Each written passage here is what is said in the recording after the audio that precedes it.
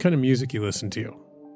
I'm a 90s kid, so if you find me in the gym working out by myself, it's probably an edited version of some of the Snoops and Dre's and Warren G's. You 90s guys, y'all are all the same. We're rap heads. I was from gosh. a small Nebraska town of 3,500 people, and you bet I was driving around bumping my stereo system. Try your luck, test me in again, we let it rain. Please don't start us up. Got that black and white, that yin and yang. Mr. Officer, please don't search us, we don't got a thing. Tell 'em. Welcome to CelinaRadio.com. I'm your host, Ron Lyons, and this is the voice of Celina, Texas.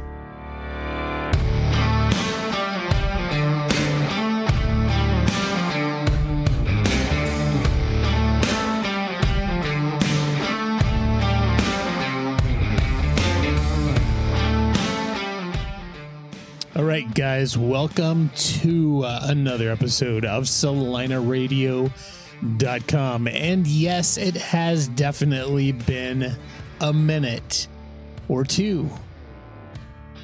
And that's because there's this long and sordid tale about getting really sick. Was it COVID? I don't know. I'm not sure. It sure felt like COVID. And then having an electrical issue that basically took out some of my most important podcasting equipment.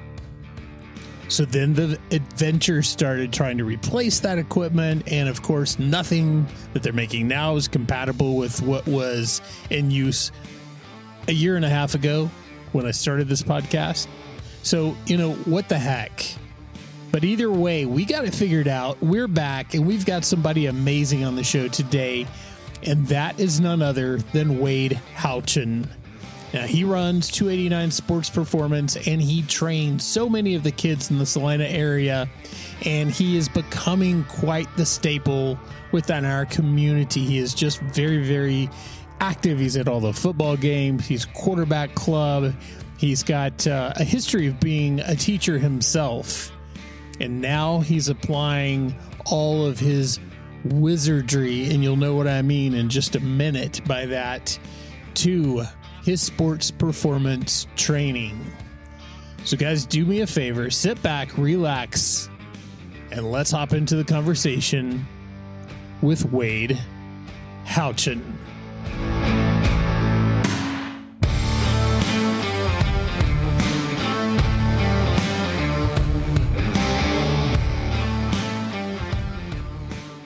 Guys, I'm here right now with somebody that is very, very plugged into this community and offers something that's very unique. And I think you're going to love hearing all about everything he's got going on. He's recently gone through a rebrand of his business, and I didn't know that. It's been very, very interesting talking to him just a little bit about who he is, what he's doing, and where he's headed. And I am sitting here right now across from Wade Houchin. Wade, how you doing, buddy? Doing great. Thanks for having me on. Absolutely. And so you are known as one of the sports performance guys around town. And something that I didn't know about you is that you came from Nebraska. You're not like an old time Celina guy. So I have a lot of questions for you about what you think about Celina and all that kind of stuff. And we'll get into that. But how long have you been in Celina, Texas now?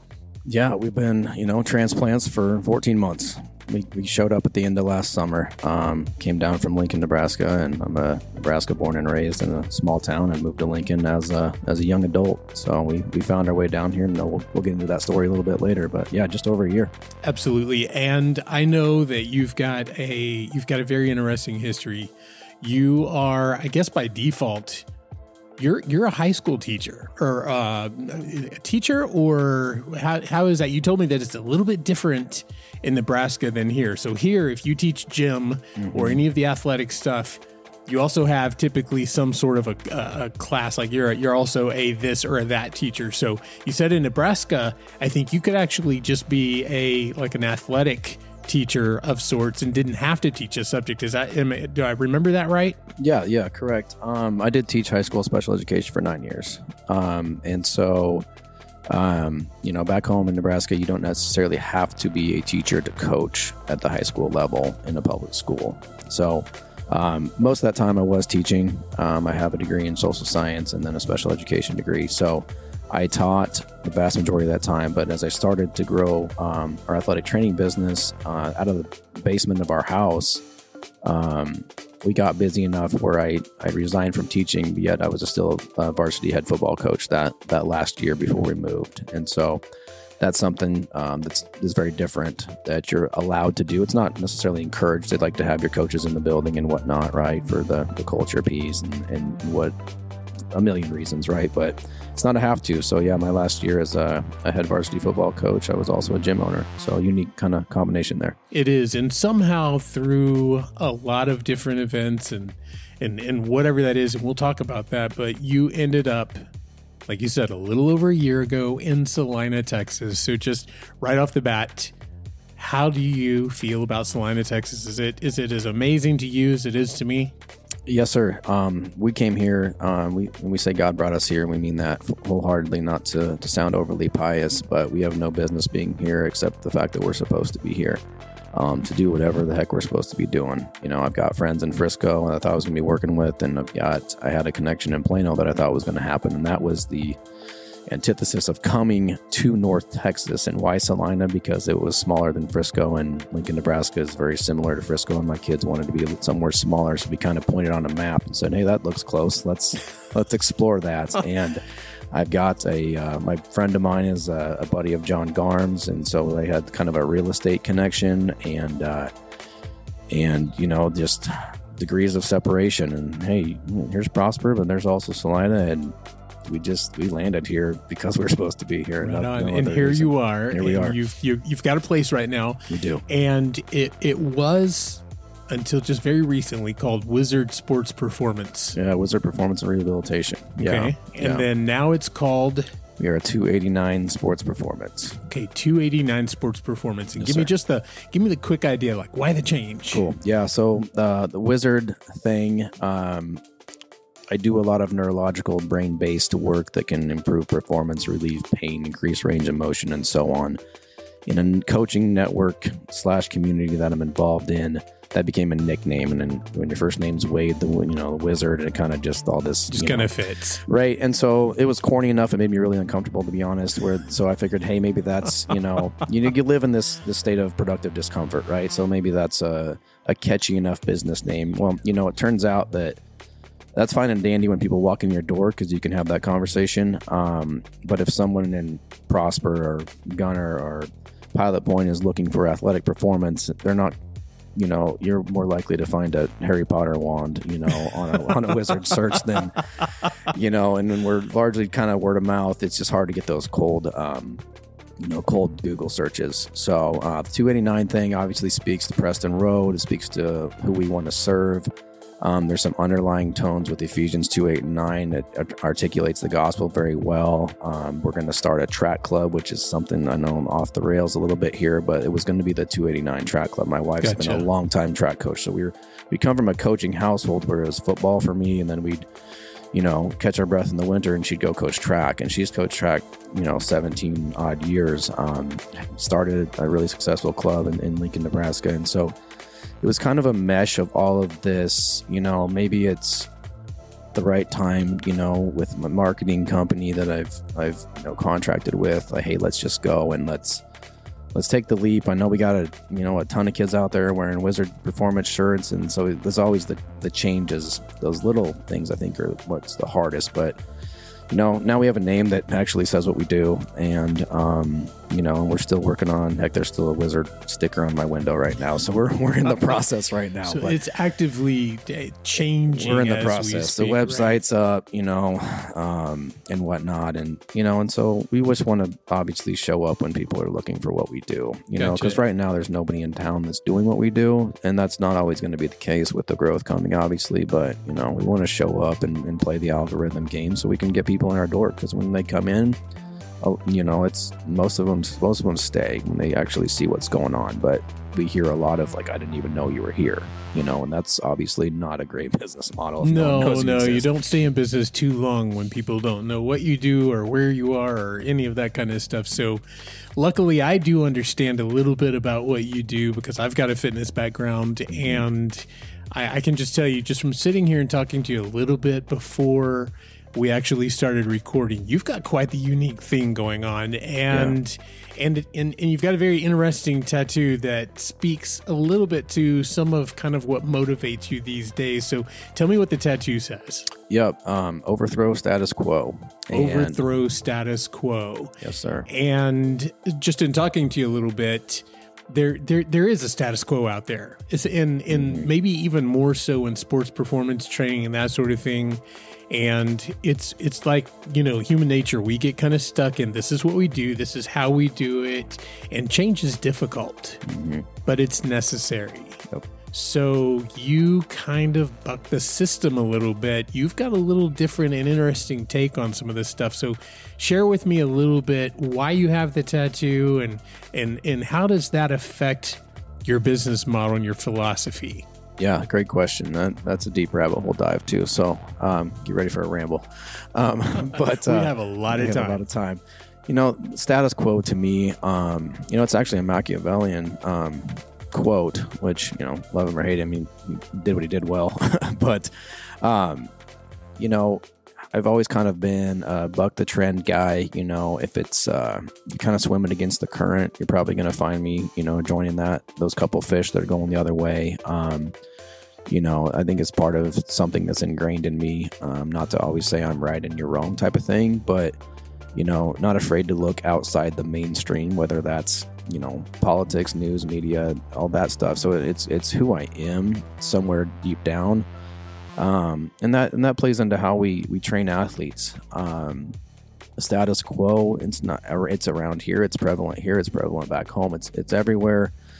Somewhere between, this is what we've always done, and maybe we're not actually qualified to do this, this job that seems simple, I think, and it is really easy to get somebody strong, that from the industry. I jokingly say, hey, move heavy things against gravity, right?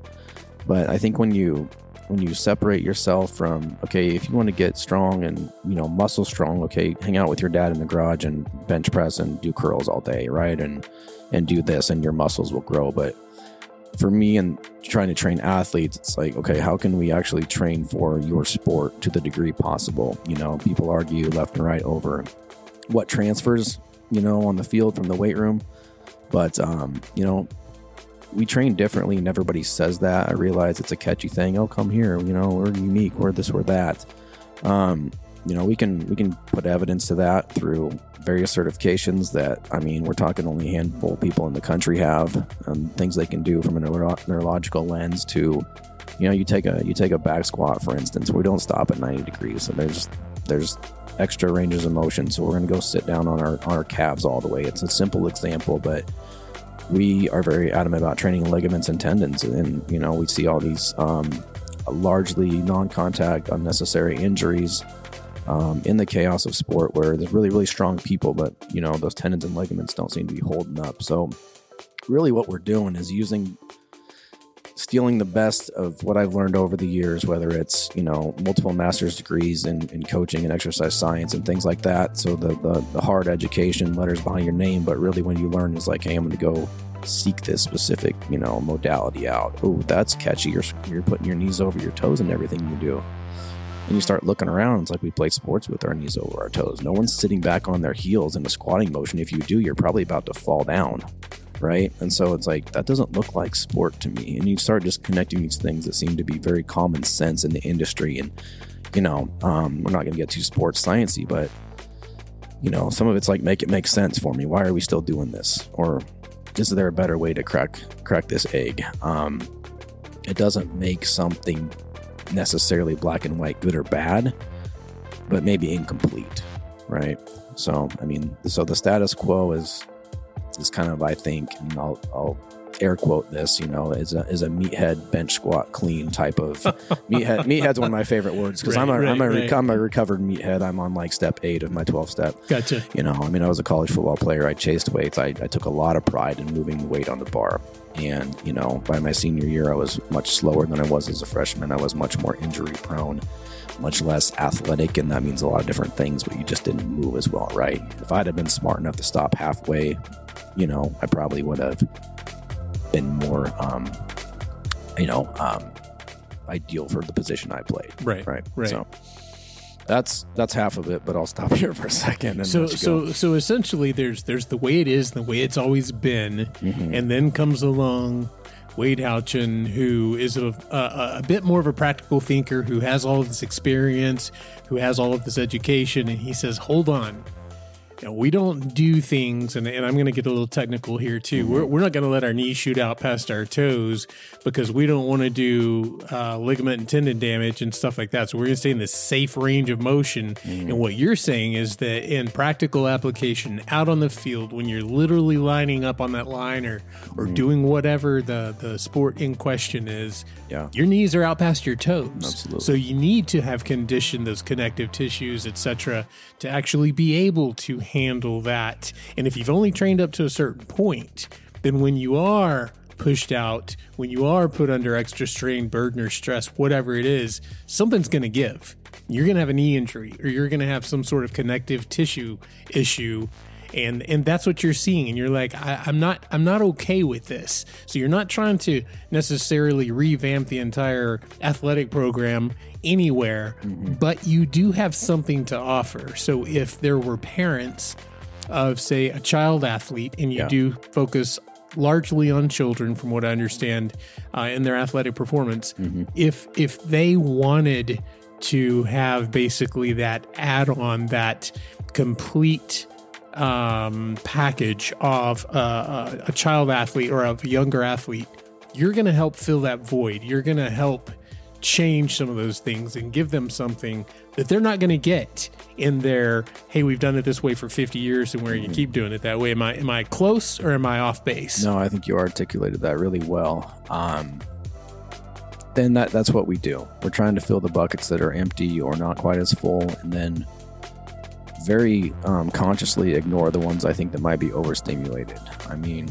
And I think credibility, is argued in a lot of different ways, but I've been on that side of the fence. I've been a high school coach. I've ran a high school weight room. I know it's difficult. I sympathize with 2 eyeballs on 40 kids, right? And I think most people would love to do more, but they're restrained by time and bureaucracy and all kinds of other stuff. So I think I can stand on a platform where I'm just not on the outside looking in, because I've been on that side. And I think that's worth something. Depends on, someone else's opinion of that as well. But we like to train a full range of motion, which seems logical to me, because we're going to move in those ranges. My daughter's a catcher and softball team. Her knees are in front of her toes 90% of the entire game, and that's one obviously small example, but heck, we do full range dips and full range pull-ups, and we're training the rotator cuff specifically, and we're training hip flexors specifically. You can't get that holistic training on like the big powerlifting movements over and over and over again. You're going to leave holes, and I don't think anybody has a perfect system. And you hit on something. You might have used the word extra. If your athlete's looking for something extra, and we have 4th grade through college. I've had a couple semi-professional basketball players, G League kind of guys that we've worked with as well. And what we do gets results, and we mark it and we track it and we can prove that. But at the same time, I am the most anti-more is better person. Like, I have conversations on you're doing too much. And when I'm in an industry that unfortunately is usually looked at as the extra thing, the add-on, hey, if we have a little extra finances, if we have a little extra time, and to really flip that narrative is like, no, what I do is what's going to feed all the other things that, your soccer club, your volleyball club, whatever sport.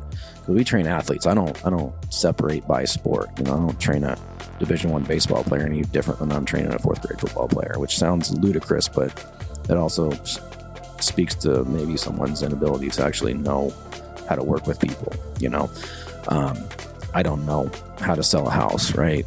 Like, I don't ask my plumber to do my electrical work, right? And so just because you can coach a sport doesn't mean you can run a weight room, and vice versa, right? So I think, the misnomers in this industry and even my competition is laughable, but it looks good on the gram, right? It looks good on Instagram. You have so-and-so ex receiver for the Dallas Cowboys that's dancing around a speed ladder and telling kids that's going to make them faster. And I'm just sitting here laughing like you know nothing about ground force absorption and what what the actual, you're going to get good at tap And, dancing. and isn't that unfortunate that not only just in your industry, but we were talking about that a little while ago, but I see people all the time, because I do have a fitness background, I see people, I always called it a fallback career. Yeah. It's like you wanted to do this or you wanted to do that, and that didn't work out. The .com stuff, whatever it is, it didn't work out for you. So what are you going to do? Well, I could become a personal trainer because I like to work out. I have a passion for that. I work out every day. Mm-hmm. I can go get my certification in about a week.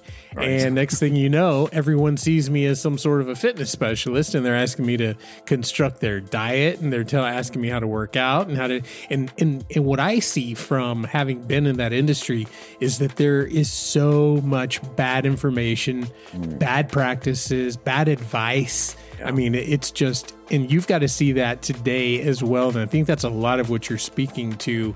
So it's not. And in real estate, I mean, in the exact same thing, everybody's like, well, you're a realtor, you must know everything. Not at all. You have to be a master of your craft. Right. And in your case right now, you feel so passionately about this. You've experienced it from two sides. You've experienced it from the old school, this is the way we've done it. It's all about throwing numbers up on the bar and, setting personal best and stuff like that, all the way to, hey, hold on. That may not be the very best thing for these athletes. There may be a little better way, but you almost have to be counterculture, don't you? You do. And I'm notorious for like making realtors mad, saying that realtors are a dime a dozen, that realtors are not, they're not masters of their craft. They don't know how to negotiate. They lack some of the basic skills that are really required, but nobody takes the time, in my opinion, to really look deeper and see how qualified is this person. And so in your case, if they go and look and say, how qualified is Wade to take my kid and make them a better athlete, you've got all the paper. Right. You've got the degrees, you've got certifications that probably most people don't even know about. Right. And what you've done is you've brought this all under the roof of what is now 289 Sports Performance. And by the way, where is that located? Yeah, we are at 1050 South Preston Road, right next to Millie's Restaurant, because we don't have a sign. So I tell people, find my girl Millie, and you'll find us. Go to Millie's, and we're next door. Right. So give me an idea. And I happen to have been blessed enough to literally have my child has trained with you. Mm-hmm.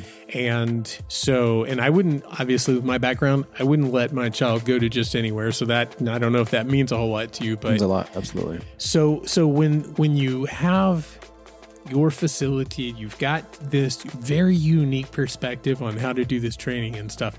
What does a typical profile look like? Somebody walks into your door. Is there an assessment? Is there a discussion about goals and history? And then is there some sort of a recommendation for how many times you need to meet? Give me an idea, kind of an insider's view of what it looks like when somebody walks in your door the first time. Absolutely. Great question. So, we're going to offer you a free trial, and you can call it an assessment. I think a lot of people in the industry would be, hey, let's see how you move. Let's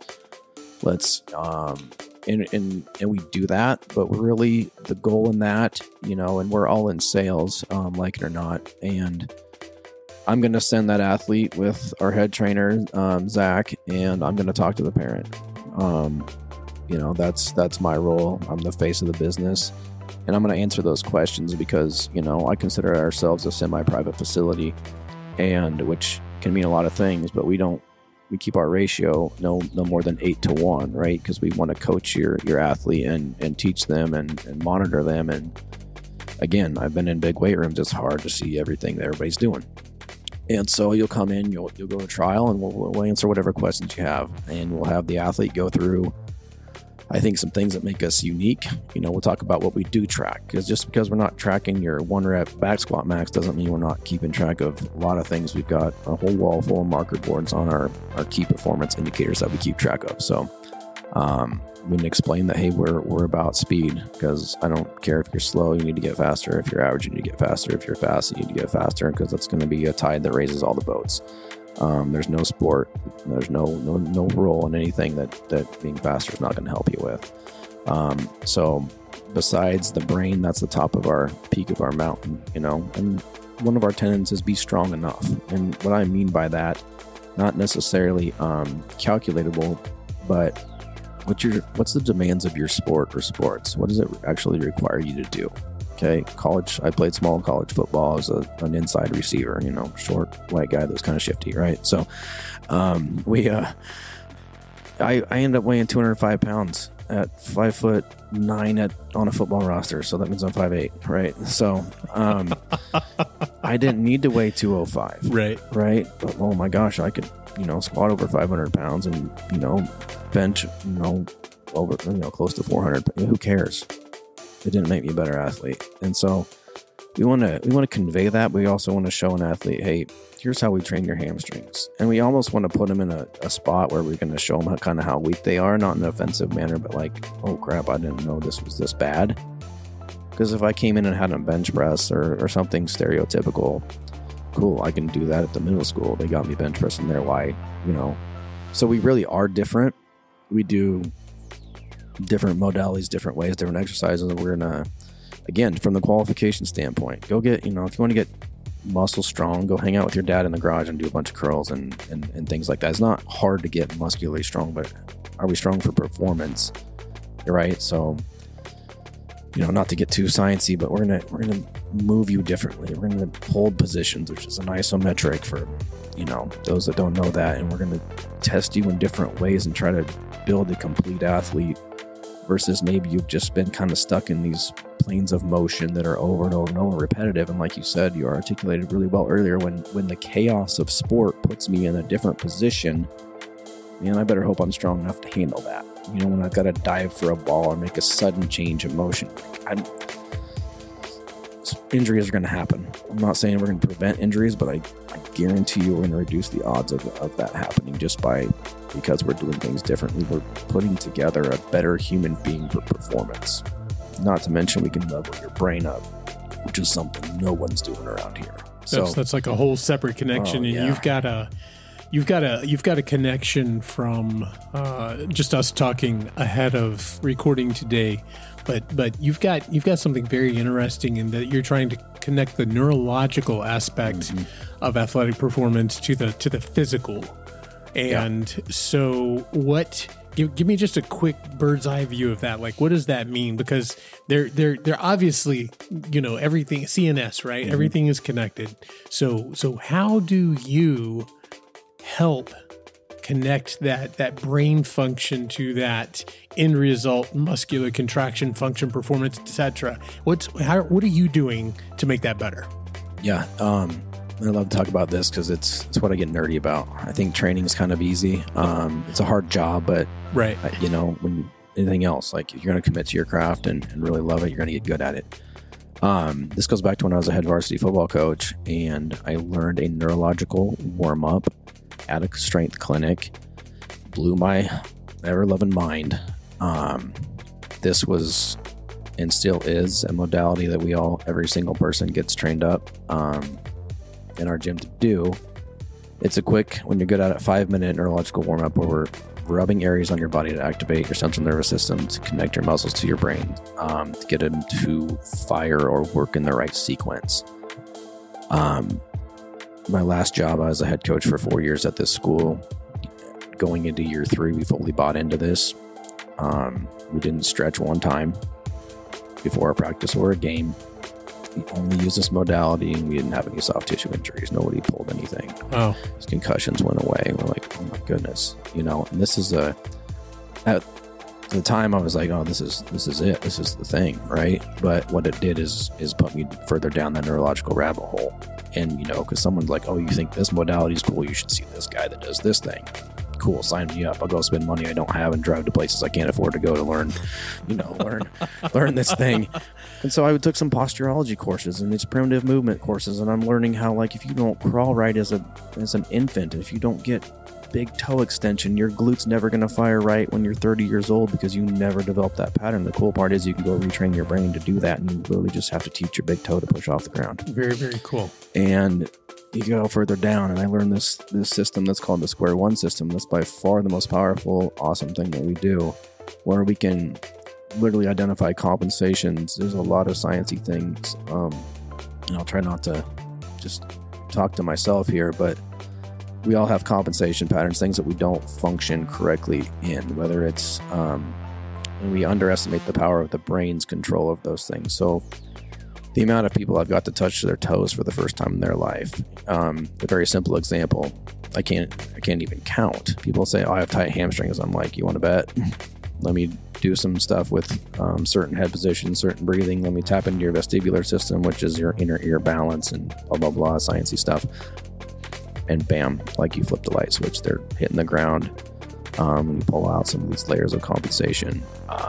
I showed you a picture earlier of a football player from up north, that town north of us got, a 28% increase on his peripheral vision in less than 5 minutes. We drastically underestimate the power of the brain. Everybody knows it runs everything, but when you can tap into that, it's literally a cheat code for performance. Because in 5, 10, 20 minutes, one session, I mean, I've changed people's lives with this. I've got rid of people's vertigo and carpal tunnel and necks and knees and backs and all kinds of things that people have had for decades. Even other healthcare professionals, physical therapists or massage therapists, that they can't fix themselves within their own trade. Cool, try this. Oh, that was it. And if it works fast, and it lasts. So you don't have to come see me 8 times.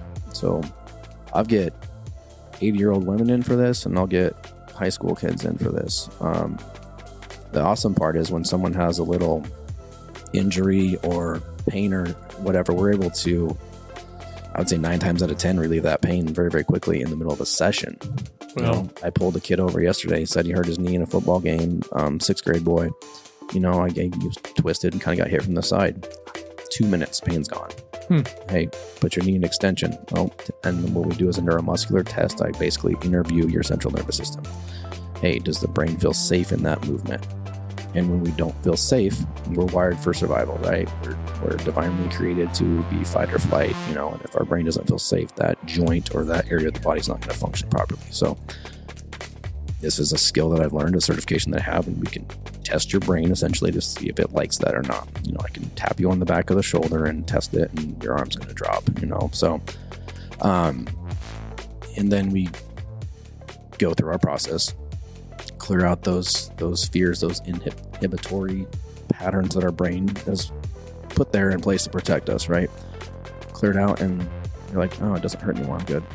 Very, very cool. So there's a whole lot going on over there. Yeah, there's a lot. Right next door to Millie's. It's not just a workout place. Not a 1,500 square foot cracker box that no one knows is there. Yeah. Right on. And good things are going on in there. Yes, sir. And I appreciate that very much. I have a lot of respect for anyone who gets into fitness and decides not to be that very superficial layer of, I'm just a trainer and I'm going to flirt with all the girls and I'm going to go to all the happy hours and I'm going to worry more about what I look like in the mirror than what I'm actually doing to change this person's life. And you've certainly gone deep dive on all of this stuff. So very, very parallel in what we've done. And so I have an awful lot of respect for that. I'm real curious. So Celina's home now. Celina's it. Yep. And you have 4 kids. Yes, sir. So you've got all in school or not in school? My oldest one is 24 today, actually. So he lives in Scottsdale, Arizona. Very good. Flew the coop, out of the house, all that good stuff. Okay, so you still have 3 at home. Yes, sir. Yep. Okay. In the school district, are they athletes? What's the status of the fam? Yeah, sophomore daughter, that softball, basketball player, a freshman son that'll doing football right now and track, and then a 6th grade boy that's football and track and wrestling. So very cool. So very athletically minded. Obviously, mom is very athletically minded as well. So I have some questions. We're gonna have a little bit of fun, sure, because anyone can do a podcast too. It seems to be the thing these days. Everybody's like, well, anyone can do a podcast. The problem is most podcasts are not good, and in order to be good, you've got to offer something different, unique, and whatever. And you and I can sit here and talk shop all day long. We could talk about fitness and stuff like that. And I'll tell you right now that already at this point in the podcast, anyone who doesn't actually understand or have a desire to understand, or maybe an athlete or they're an athlete, if they don't have some connection to what we've been talking about, they're already gone. Right. And it'd be the same thing if you were a real estate person. You and I were deep diving on real estate. If you don't care about real estate, you've already checked out. But here's what makes this podcast unique is the fact that we don't just do the boring stuff. We actually have fun too.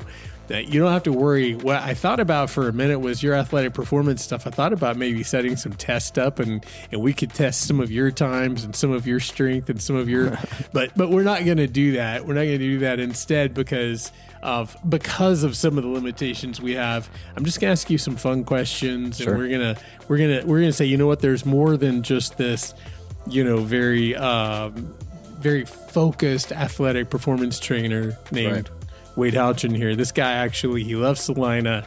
He could have set up shop anywhere, but he chose right here in Celina, Texas to do it. He has a passion for training younger athletes, and he's set out to make a difference. And you intend to do that. You're going to make a difference in this community. You're going to help kids succeed in places that they might not be able to because they'd be limited by the training that they're receiving or the coaching. So you're going to help them in that way.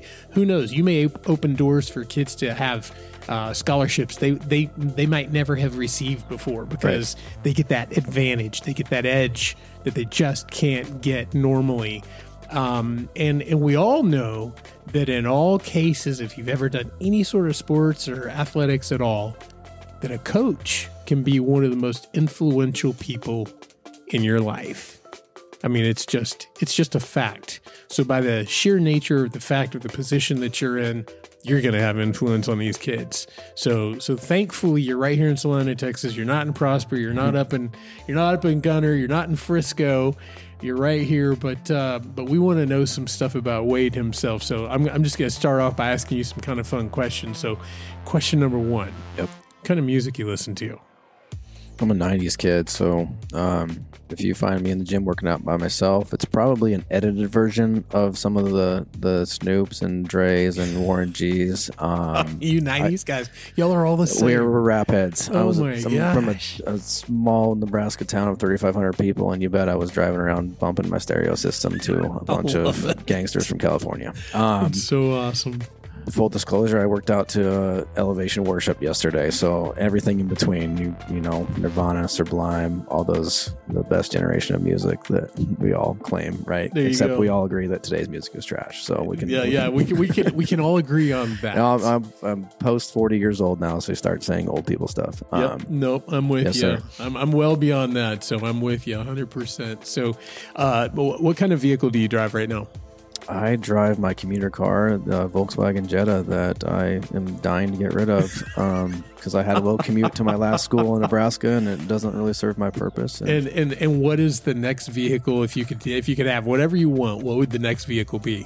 Practical or not? Not practical. Not practical. 93 Mustang GT, white, black interior. 93 Mustang that 5.0, GT. the last Fox body. Notchback or lift back? Lift probably. Okay, lift not back. Convertible. Yep. 5-speed or automatic?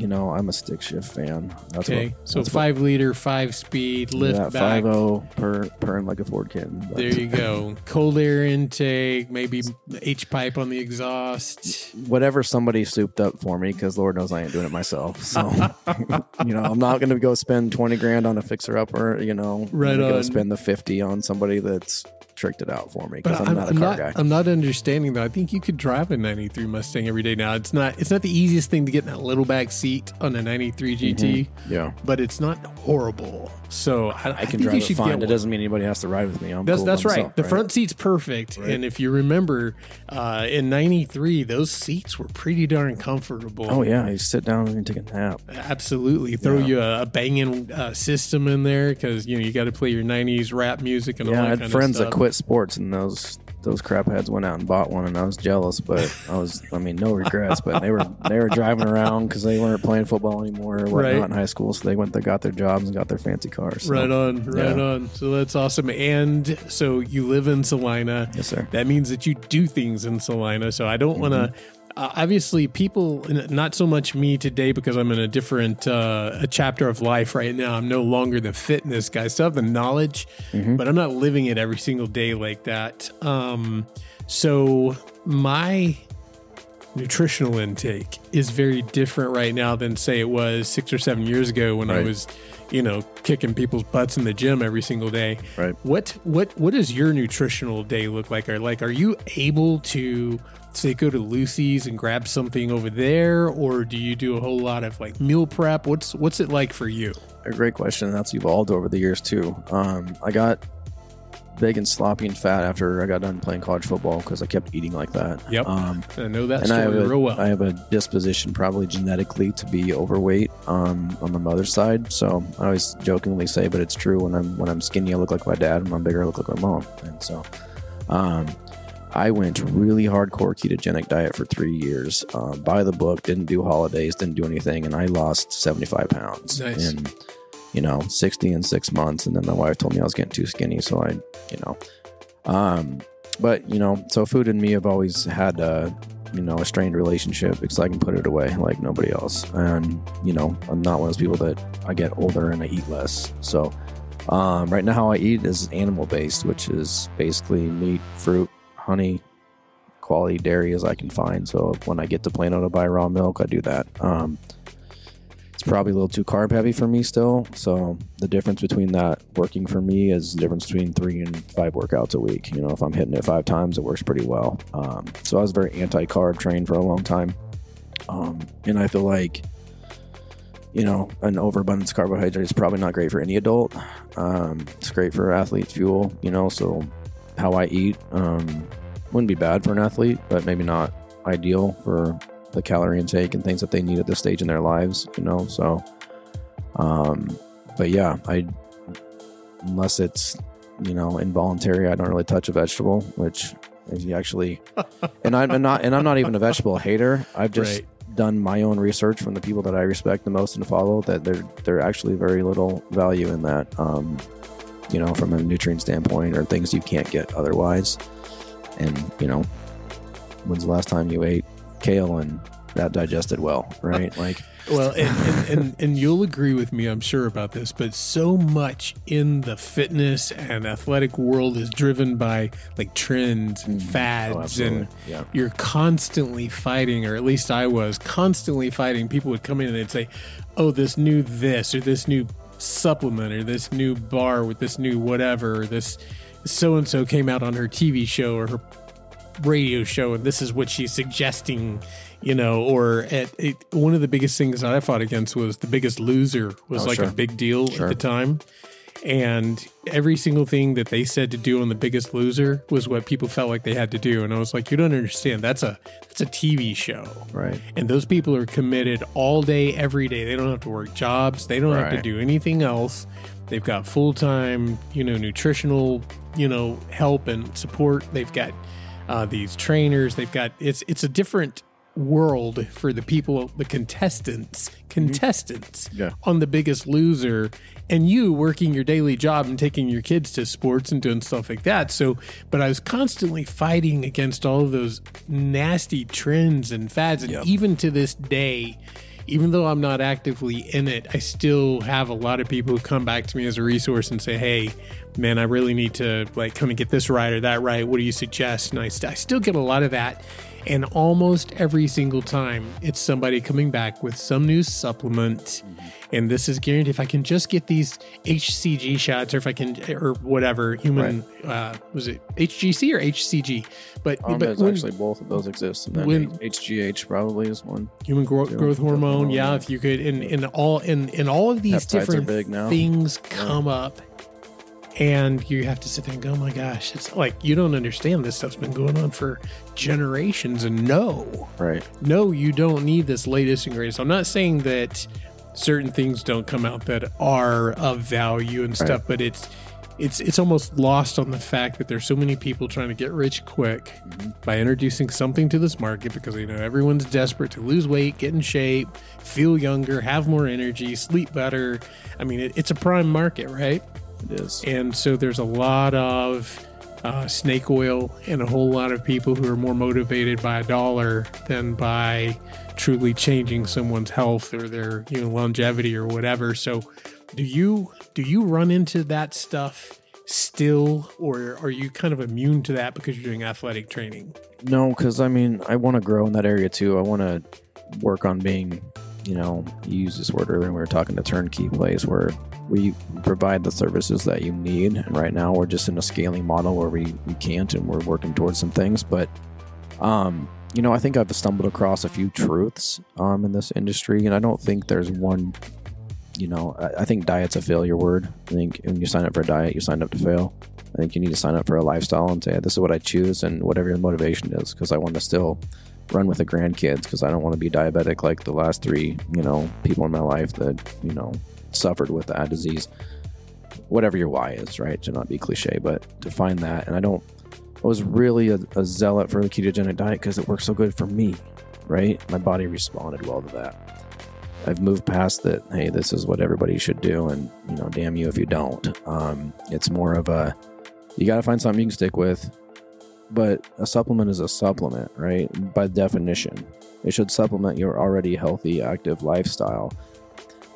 If you want to be a vegan, I'm probably going to make fun of you behind your back, but at the same time, if that's what your body feels good, and that's how you want to roll, same thing. If you want to go run marathons for a living, I'm going to probably tell you you're crazy because you're beating your body up unnecessarily, and there's better ways to crack that egg. But if you're zen, if you're runner's high, then God bless you, go do it. If CrossFit's your thing, go do it. If boot camp's your thing, go do it. Do something, right? Most of us are smart enough to know what food is absolute trash, but I think the misconceptions, the arguments become this guy says he doesn't eat vegetables. I mean, vegetables are bad. I just don't think they're as good as people think they are. I think they're more medicinal in use than actually meant for food. I think I call them toxic survival foods because they're chock full of chemicals and they don't digest well, right? So, but that's like, oh my gosh, it's blasphemy to some people, right? People don't realize how much nutrition value is in red meat, and you follow some corrupt researchers and politicians that tie those things to risk of heart issues, which is completely false. But you have to know enough to know where to look and know that, that was funded by that person who had that control over this group and threatened them that they didn't go along with it when Eisenhower had a heart attack, and some corrupt scientist had a bunch of people on his payroll and changed the whole game. If you don't know, when we were in the late 80s, early 90s, and Velveeta cheese and everything was broccoli and covered in cheese and all this and that, if you don't know that started because they started making skim milk really popular, and they had all this extra milk fat left over, so we're not going to waste this, let's profit on it, let's go make cheese super popular, and then we're putting cheese on vegetables to make it taste tolerable. You don't know that's the history behind why all that advertisement came across. If you don't know that Tony the Tiger was full of crap and it was not a great breakfast, his breakfast right there is like a recipe for diabetes. If you want to go do that, drink some nasty fruit juice that's full of sugar and terrible grains that don't have no nutritional value, and cool, if that's what you're after. Cover it all in sugar. Right, 100%. Yeah. So, what I mean? So, yeah, food's complicated, though, and I feel bad for people that are confused, because you talk to me, I'll tell you one thing, talk to somebody down the street that's, that looks well, like, physically fit like I do for my age, and they'll tell you something completely different, right? Do what works for you. I'm happy to advise when people ask, I'll advise, but I don't think athletes need to train the same way that you and I need to eat, and vice versa, but... And there truly is a path for everybody to every end goal. If you and I were sitting here and saying, okay, how do you succeed in business? I could tell you one way, and it's going to be very full of the things that worked for me, and I'm going to advise against the things that, were kind of like low points or traps for me, things that I probably shouldn't have, gone through. And if I had the foresight, I would have avoided them. And that's going to be my version of how to succeed in business. And you could talk to someone else who is also equally successful in business, and you might get a completely different story. So that's very similar to, I believe, how people find their path to God. Yeah. I think everybody's on their own journey, and some people have to hit rock bottom. Other people may have a little more foresight and say, hey, this is the way early, and they may not have to go through, life-changing events. Same for fitness. Some people are like, hey, I want to be healthy, and you don't have to have a heart attack before you decide to start eating clean and, doing all that. But I am curious. You brought up a ketogenic diet, and obviously I'm very, very well aware of keto, and these days, what I hear a lot of is like dirty keto, or clean keto. That seems like now it's kind of, because there was a point in time where you could literally eat as long as it didn't have carbs in it, maybe even more like true Atkins, really, really high saturated fat foods and things like that. Hey, eat the top off of a meat and cheese pizza and then follow it when you get home with some bacon. And did that hundreds of times. Yep. Hundreds of times. and I would say, just based statistically on my knowledge, I would see about 8 out of 10 people succeed well with losing adipose tissue. Okay. Yep. Secondarily, their blood lipid profiles would either improve or not get worse. Yeah. But for me, I would say about 2 out of 10 went the other way. We started having fatty liver issues. So the blood lipid profile went to, garbage. Yeah. And you have to wonder, I'm literally not with you all day long. So, I'm assuming that you're truly consuming everything that you're journaling for me. For sure. And maybe you're not. Maybe what you're doing is you are eating all this stuff, but you're also sticking that cinnamon roll in there. You're putting that sugar, that glucose in your system that Bad really combo. just rocks the whole thing the wrong direction. Absolutely. So based on the fact that we're counting on human beings, to be honest, and that can't always be the case, especially with fitness. But in your case with the ketogenic approach for yourself, were you what I would call the 8 out of the 10 where everything improved, your blood lipids stayed good, and after you're over the keto flu, that first little bit of like maybe suffering, did you find that your focus and everything kind of got actually elevated? What was your experience with it? Yeah, I don't have any negative experiences at all. I didn't do the keto flu because I understood that that's an electrolyte imbalance, and the pre-research kept me from that, because that's why you feel like trash, because all of your the water's draining out of your cells and you're peeing like a racehorse because the carbohydrates are holding water in your cells. And now I'm keeping my body, starving it from a carbohydrate energy source, thus I'm flushing that out, right? And so I understood that I needed to be taking an electrolyte supplement to counteract that. So I never felt like trash. I also did a lot of intermittent fasting, which I think supercharged that. So I would only eat within eventually, a 4-hour window a day, that type of thing. But I was still eating over 3,000 calories a day. I think counting calories is a recipe for failure as well, as a side note. But nothing negative. It's high maintenance, right? So I think that's why most people can't stick to it, because they approach it like a diet, a quick fix. It's like, no, can you really see yourself in the long term abiding by this philosophy or this method, right? If you have type 2 diabetes, I'd highly recommend it. It's been known to cure that very, very quick time, right? That's a sugar-based disease, for a large part. Type 1, I'm sorry, I don't know, that's bad luck, but so that sucks. I feel bad for people with type 1, but I think, again, is this how I can't help but think it might go back to your ancestry, your origin. Where do you come from originally? What did your ancestors kind of eat? I think there's some more genetic prowess to that, based on I think we all eat something that might put us in a mood, right? Or it might elevate us. It might sink us. That's supposed to be healthy. I feel like taking a nap right after I eat that, right? So it's maybe just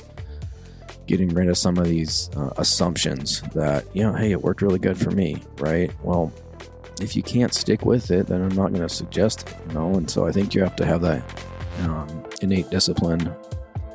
But and food's hard, Food's a drug. People don't realize that sugar is 4 times more addicted than cocaine to the brain. 4 times more addicted than cocaine.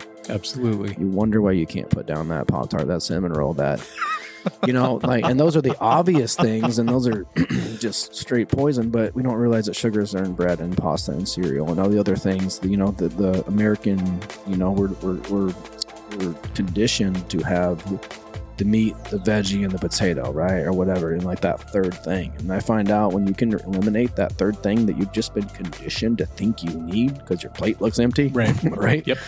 Or that a breakfast food is a breakfast food, your body doesn't know. Eat a steak for breakfast. Matter of fact, your day's going to go a lot better if you eat a ribeye for breakfast. I promise you that. You can put me on record for that. Eat a steak and eggs. That's your best breakfast you can possibly have. It's going to saturate you. It's going to fill you up, you know. Right. So, you know, like, advertisement's good. You know, the TV worked. In my generation, we were glued to those ads, and we didn't know that it was a bunch of crap. Right on. And then you figure out that big food and big pharma, and they're all married, and they're all trying to get you sick so they can make money off you being sick. There's no money in health, so there's only money in illness. Yep. So, nope. I agree with that completely. So you did basically the legit ketogenic diet. Never had any. By the book. Never had any problems. Yeah, So measuring everything, weighing everything, and then to people that don't understand it, because I heard people like, "Oh, I'm doing keto," and then they tell me, "I'm like, no, you're not. Like, that's a state of that you need to be in ketosis." correct. So were you doing the pea sticks? I did the at whole nine first, and yards? then I realized like they read your initial ketones, and they're kind of worthless after that. I didn't do blood glucose monitoring. I just was like, hey, look, the weight's falling off. I feel good. Yeah, maybe it's a little irresponsible, but I'm not.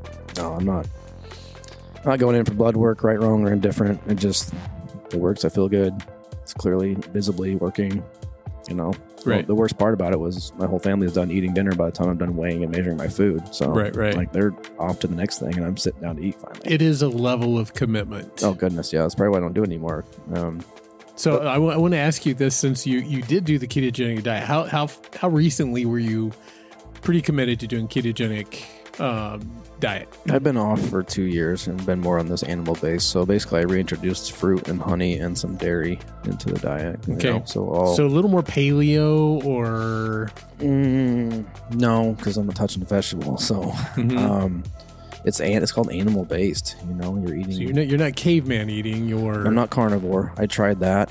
I got too used to having my sweet stuff on keto, which doesn't sound normal, but you can make a lot of really good sweet things on ketogenic diet with, you know, monk fruit or stevia based, right. You know, and it was just too restrictive. I know a lot of people that get rid of autoimmune diseases off literally eating meat and salt and water, like, and they're healthy as can be.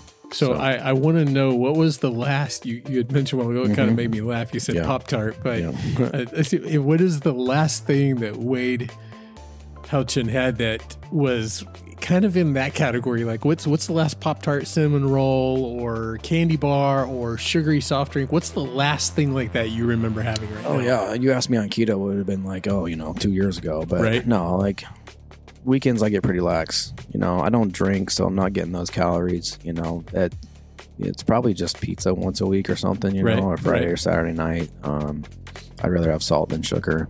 You know, got a couple nemesis on the sugar. You put a cheesecake in front of me, a real one, that's probably going to get destroyed. But, you know, and sometimes it's like, it's somewhere between life's too short and I work really hard for what I do, and it's not so doctrinal, or, you know, that you know, I'm not as strict, but I probably 10 pounds heavier than I'd like to be, and so I realize that. So but I think what's maybe good for the audience is what being on a strict regimen like a ketogenic diet, you know, by the book, following it to a T, it's done for me, has given me the power to say, if I need to go lose 10, I can do that in 2 or 3 weeks. Right.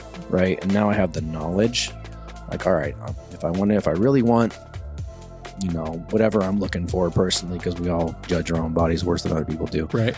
If I want this result, at least I have the knowledge that I can go get it.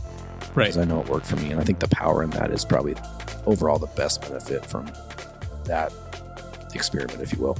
So I did 19 years straight of perfection eating.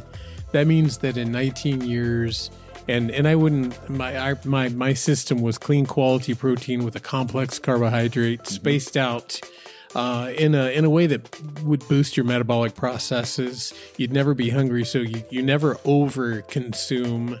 Small meals frequently was kind of the key. Monitoring your macros, so you kind of knew that you weren't going too far or falling too short, that sort of thing. And then in time, you've conditioned yourself. You know what's right. You don't need to necessarily log your food every day in order to, be close to target and all that sort of thing. And but after 19 years of doing that, and very, very little of the things that caused me to gain weight and have to go through this transformation, many, many years ago, I allowed those things to come back in, thinking that I would have full control over those things. And like, okay, I'm going to, for a minute, I'm going to go ahead and allow myself to have the pizza, the chicken fried steak, the whatever else it is, the things that for 19 years I didn't do. Right. And we're 6 years later right now. And so it's been a real interesting personal study on how these things go. Now, somewhere in the middle of that, I broke my back too. But I don't even want to offer that up as an excuse for allowing these last 6 years to happen as they have. But I don't feel anywhere near as good as I did. Right. I don't look anywhere near as good as I did. I don't have the, going upstairs and stuff that was a joke. I'd run anywhere back in the day. Now I'm like, movie theater, and we want to sit at the top. I'm probably going to be a little winded when I get up there. None of that is okay. That's not, it's really not living your best life. Right. That is living maybe an American way. And, to add to that, something that I see an awful lot of is that we tend to get kind of in these lifestyle functions and like you said, habit. So one thing I see a lot of, like middle-aged women especially, is they love to have their wine. And, by default, that ethyl alcohol, that ETOH, that is a CNS depressant. Right. And you've got...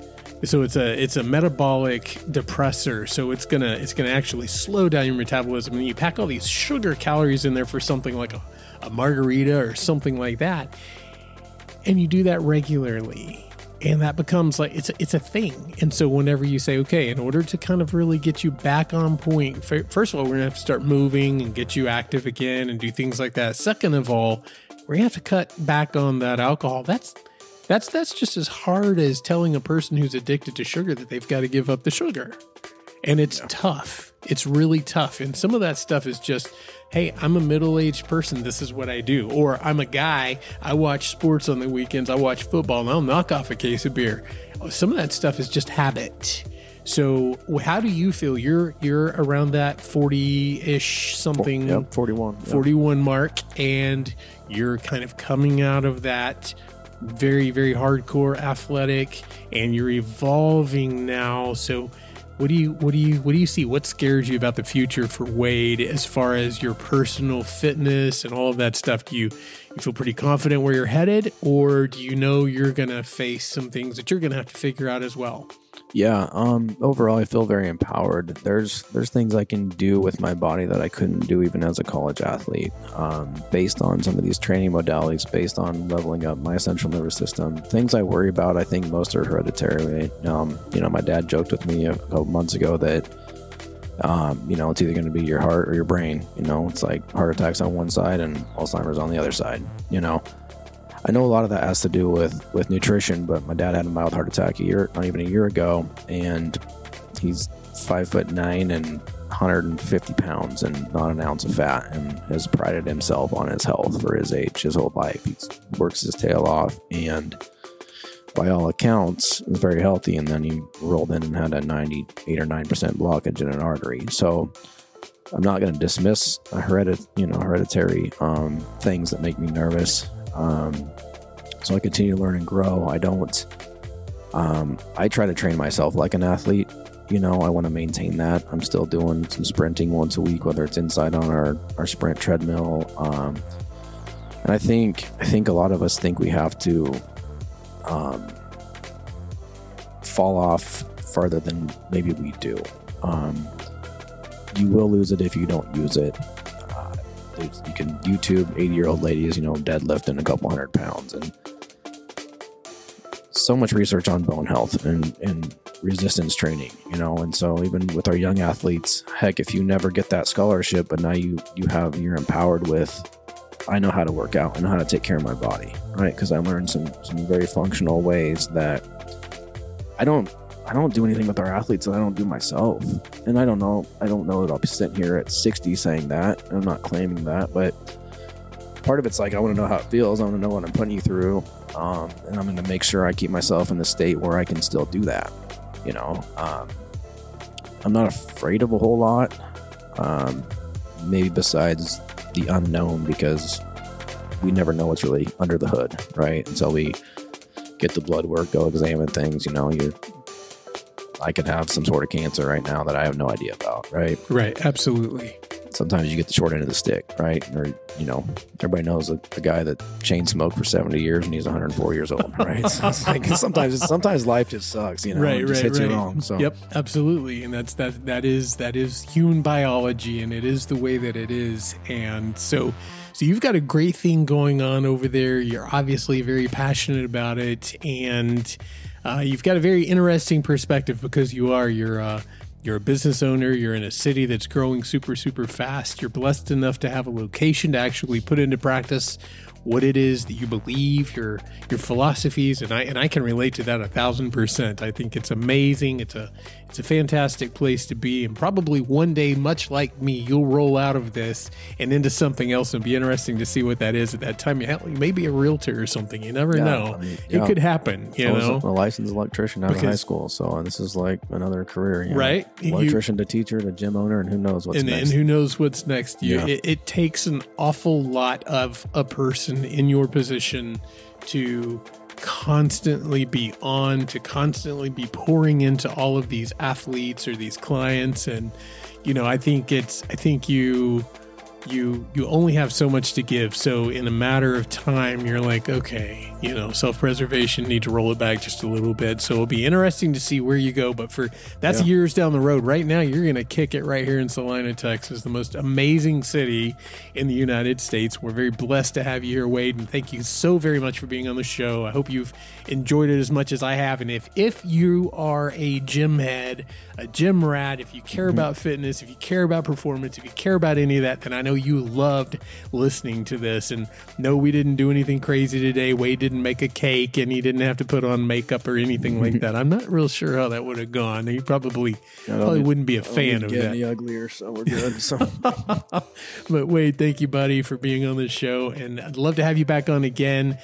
Good luck in doing the rebrand of the business. And for people who don't know, 289 Sports Performance, you're on Preston Road, right next to Millie's. Are you active on Facebook, social media, any of that stuff? Yeah, we're all over Instagram. So 289_sports_performance. Okay. That's a connected Facebook thing. So yeah, we get out there. There's stuff posted every day. You can see what our athletes are doing. At the very least, there's a story every day. So, I think for us, sports are huge. They're an idol for most of us, borderline idolatry, and we're trying to be here to help elevate that small window that they have to perform, and it's going to go quick. It's going to happen fast. And what we ask out of young people's bodies right now to just go year round, right? Most of us grew up playing more than we did actual organized sport. The dynamic, the paradigm has completely shifted. And that's not, unbeknownst to anybody, but think about what we're asking these young bodies to do. And are they actually equipped and prepared for it? Part of my mission is get rid of these boots and braces, right? There's so many overuse injuries. Well, we're not going to stop. You're not going to stop signing your daughter up for club volleyball. I'm not going to stop putting my kids, right? So it's already shifted, right? It's not going back. So we need to take care of our bodies like we arguably never did before, because instead of jumping off that garage, now I got to jump you off a box because you're not going out and jumping off the garage anymore because you got 5 volleyball practices a week. So we nailed it. Really, then that's the whole antithesis of what we're trying to do. We're trying to prepare your bodies for what now culturally we expect of our young people. Right on. It's not swinging off a tree into a creek anymore. And those good old stories that we have from our childhood. And trust me, take me back. I've signed on the dotted line in a heartbeat. We're asking our kids to go 365, 24/7, and we're assuming their little joints and ligaments and things are going to hold up, and then take a look around. Right on. Take a look at the knee braces that you see at tournaments. Take a look at it's there, the evidence. That's our mission. Keep you out of that. Keep you primed for what you want to do with this window that you've got. So. Love it. All right, guys. And so if you are one of those parents, and if you do exactly what Wade was just saying, if you're out there chasing all the athletics, all the sports, and we all know the world has changed, much like what Wade just said, it's not like it used to be, then there's a place probably in your child's life for the kind of training and the opportunities that Wade's offering over there. So go check it out. I know Wade's a great guy. Like I said, personally had my daughter in his training, and I would not put her just anywhere. I'm very, very particular about that. So I did my research and felt very comfortable with it, and I'd send her back in a heartbeat. As a matter of fact, I'm certain that we're about to do that. So, all right, Wade, thank you, and God bless you, brother. You too, Ron. Appreciate you having me on.